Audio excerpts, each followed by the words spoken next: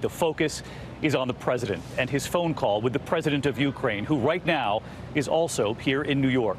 Tonight, we now have the transcript of that call, and on it, President Trump says, "I'd like you to do us a favor." He goes on to later bring up his political opponent, Joe Biden. All of it with hundreds of millions in U.S. military aid being held. The White House released that transcript today, revealing the president repeatedly urged Ukrainian President Volodymyr Zelenskiy to investigate his political rival. President Trump at one point saying, "I would like to have the Attorney General call you." President Trump also mentioned his own personal attorney, Rudy Giuliani, would be in touch. Today, less than 24 hours after the impeachment inquiry was launched because of that call, the two presidents side by side in New York, President Trump and the Ukrainian president, who said he felt no pressure from President Trump. Speaker Nancy Pelosi saying the transcript and the Justice Department acting in a rogue fashion confirmed the need tonight for an impeachment inquiry.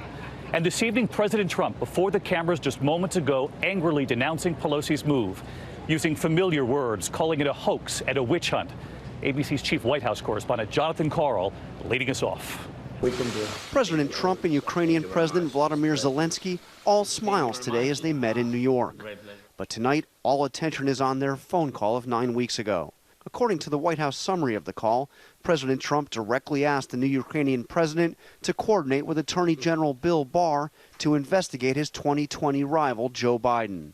Early in the call, President Trump says, "We do a lot for Ukraine. The United States has been very, very good to Ukraine." President Zelensky responds, "You are absolutely right," thanking President Trump and adding, "We are ready to continue to cooperate for the next steps, including buying American anti-tank missiles."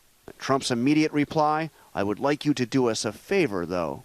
He then asked Zelensky to investigate an unsubstantiated theory about stolen Democratic emails, saying, quote, "I would like to have the Attorney General call you or your people, and I would like you to get to the bottom of it," adding, "It's very important that you do it, if that's possible." Zelensky says one of his assistants had already been in touch with Trump's personal attorney, Rudy Giuliani.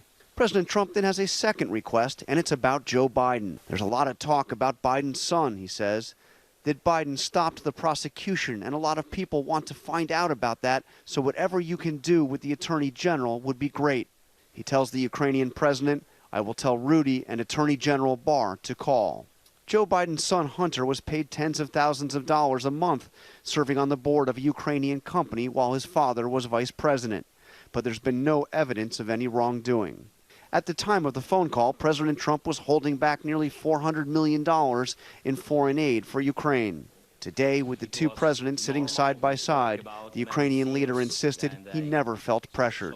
I think, and you read it, that nobody pushed me, yes. In other words, no pressure. As for Joe Biden, today he responded saying, quote, "The House must do its job and hold Donald Trump to account for his abuse of power." And with the House now launching impeachment proceedings, the president lashed out at Speaker Nancy Pelosi. She's lost her way. She's been taken over by the radical left.